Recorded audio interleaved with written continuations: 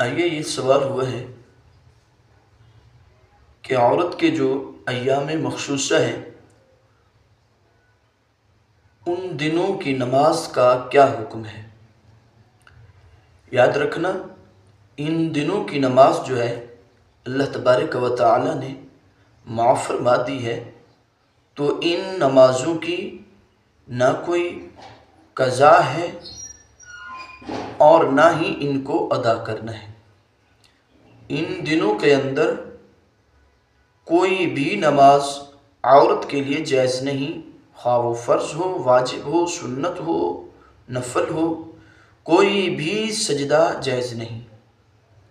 ہاں کچھ کہتے ہیں کہ سجدہ شکر ادا کرنا ہے، تو یاد رکھنا سجدہ شکر بھی جائز نہیں، کیونکہ سجدہ شکر کے لیے بھی طہارت کا ہونا، پاک ہونا ضروری ہے۔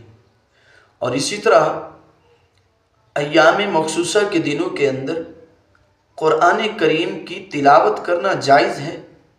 یاد رکھنا قرآن کریم کی تلاوت بھی جائز نہیں، قرآن کریم کو چھونا بھی یعنی ہاتھ لگانا بھی ایسی عورت کے لیے جائز نہیں، اور قرآن کریم کی آیہ مبارکہ بھی نہیں پڑھ سکتی، بلکہ بنیت قرآن کی تلاوت ایک ایک حرف بھی نہیں پڑھ سکتی۔ تو پھر سوال ہوتا ہے کہ بسم اللہ الرحمن الرحیم آیا کہ عورت یہ پڑھ سکتی ہے؟ یہ بھی تو قرآن کریم کا جز ہے۔ ہاں یہ قرآن کریم کا جز ہے، یہ قرآن کریم کا حصہ ہے کہ اگر کسی کام کو، جائز کام کو شروع کرنے سے پہلے وہ پڑھتی ہے، اس وقت بنیت تلاوت قرآن نہیں ہوتی، بلکہ حصول برکت اور دعا کی نیت سے پڑھی جاتی ہے، تو اس طرح پڑھنا جائز ہے۔ اور اسی طرح کسی نے سجدہ تلاوت جو آیہ مبارکہ ہے وہ پڑھی اور اس حیضہ عورت کے کانوں میں آواز آئی، تو آیا کہ یہ سجدہ اس کے اوپر لازم ہے، واجب ہے؟ نہیں، یہ سجدہ اس کے اوپر نہیں ہے۔ اور اسی طرح کہ جو حیض و نفاس والی عورت ہے، ان دنوں نماز کے وقت کیا کرے؟ تو علماء فرماتے ہیں نماز کے وقت یہ وضو بنا کے جو گھر کے اندر جگہ مقرر کی ہوئی ہے نماز کے لیے، جس کو مسجد بیت کہا جاتا ہے، وہیں بیٹھ کے، یا جگہ کوئی مخصوص نہیں ہے تو اپنی جائے نماز کسی جگہ پہ ڈال کے وہیں اس کے اوپر بیٹھ کے ذکر، اذکار، حمد و ثنا، درود پاک اتنی دیر تک پڑھتی رہے جتنی دیر یہ نماز کے اوپر جتنا ٹائم لگاتی تھی۔ اب اللہ تبارک و تعالی اس کو نماز کامل کا ثواب عطا فرمائے گا۔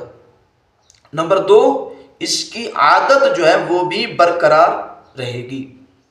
اور اسی طرح علماء فرماتے ہیں اگر کوئی عورت نماز اور روزے کی پابند ہے تو ان دنوں کے اندر اللہ تبارک و تعالی سے مولانا شریف الحق امجدی رحمۃ اللہ علیہ فرماتے ہیں نزہۃ القاری کے اندر کہ اللہ پاک سے امید ہے اللہ پاک اس نیک سیرت بی بی کو ان دنوں کی نماز اور روزے کا مکمل ثواب عطا فرمائے گا، یہ اللہ کی بارگاہ کے اندر امید ہے۔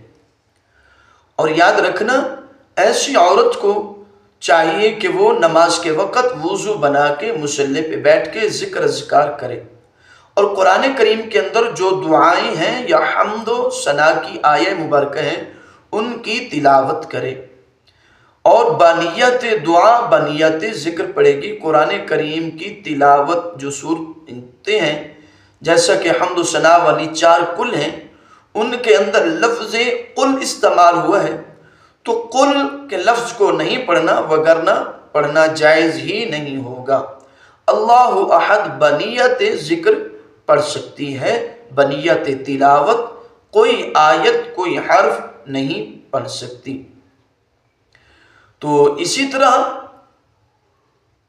جو عورت نماز پڑھ چکی، نماز پڑھنے کے بعد اس کو وہ حیض جاری ہو گیا، تو آیا یہ جو پہلے اس نے نماز پڑھی ہے اس کی نماز ہو گئی یا نہیں ہوگی؟ اگر اس نے نماز مکمل کر لی تھی تو نماز ہو گئی ہے، چاہے 2 منٹ کیا 1 منٹ ہی گزرا ہو۔ نمبر 2، ایک عورت نماز پڑھ رہی تھی، دوران نماز اس کو یہ حیض شروع ہو گیا، تو آیا اس کی نماز کا کیا حکم ہے؟ یاد رکھنا، دوران نماز اگر ایسی حالت ہو گئی تو یہ نماز فاسد ہو گئی اور معاف ہو گئی، اس کی کوئی قضا نہیں۔ ہاں، یہ اگر نماز فرض تھی، اگر نماز نفل یا نماز سنت تھی تو بعد میں اس کی قضا لازم ہے۔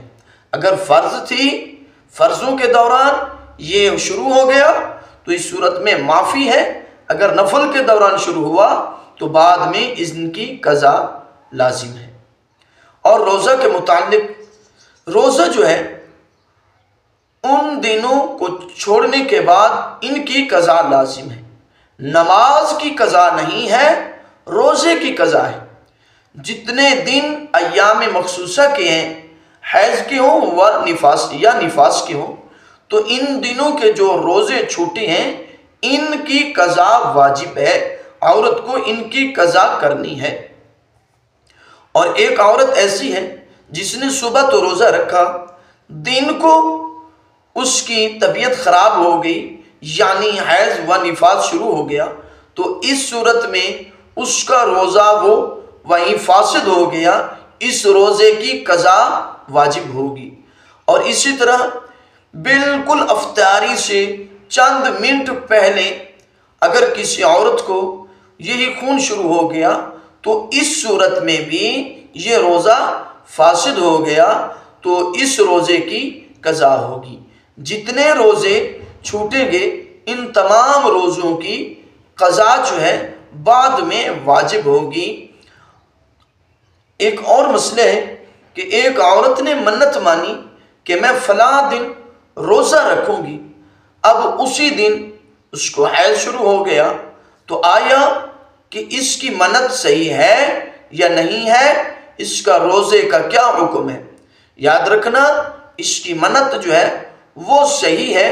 اب جب یہ اس حیض سے پاک ہوگی، طہر کے دنوں کے اندر یہ اس روزے کی قضا کرے گی، منت جو ہے وہ ادا ہو جائے گی۔ اللہ تبارک و تعالی صحیح معنی سیکھنے سمجھنے کی توفیق دے۔